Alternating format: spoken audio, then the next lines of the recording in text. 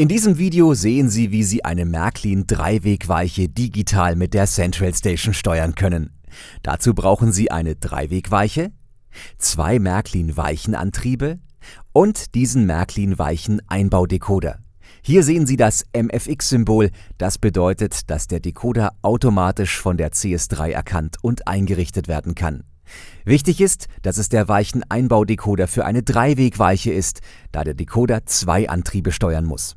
So, dann bauen wir das Ganze mal zusammen. So sieht die Dreiwegweiche mit den beiden Handschaltern aus. Auf der Rückseite gibt es wie bei allen anderen Märklin-Weichen Platz für den Weichenantrieb, hier allerdings für 2 Weichenantriebe. Also packen wir einen Weichenantrieb mal aus. Aus der Verpackung brauchen wir eigentlich nur den Antrieb und die beiden kleinen Schräubchen. Das Kabel können wir hier abziehen. Genauso auch beim zweiten Weichenantrieb. Jetzt brauchen wir noch den Weichen-Einbaudecoder, der mit den Kabeln an den beiden Antrieben verbunden wird. Jetzt wichtig, die beiden Antriebe werden so über Kreuz eingebaut. Sonst ist es später vertauscht. Wichtig ist auch, dass die beiden Antriebe in die Weiche einrasten. Das kann man hier mit den Handschaltern testen. Wenn das passt, dann kann man die beiden Antriebe festschrauben. Danach wird noch die richtige Adresse des Decoders eingestellt. Die Dreiwegweiche verwendet die Adressen von 2 Tastenpaaren.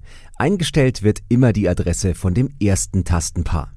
Mit dem Schalter 10 legt man das Magnetartikelprotokoll fest. Nach unten ist es MM, nach oben ist es DCC. So, die Adresse ist eingestellt, dann können wir die Weiche jetzt mit dem Strom der Anlage verbinden und die Anlage einschalten. Und dann noch die Dreiwegweiche einrichten. Dazu klicken Sie auf Bearbeiten in der Central Station 3 und auf MFX-Artikel suchen. Jetzt sucht die CS3 nach dem neuen Weichen-Einbaudecoder und richtet die Weiche auch gleich im Gleisbild ein. Nun können Sie die Weiche über den Touchscreen direkt schalten. Beide Antriebe funktionieren und der Wagen fährt im Test auf das richtige Gleis.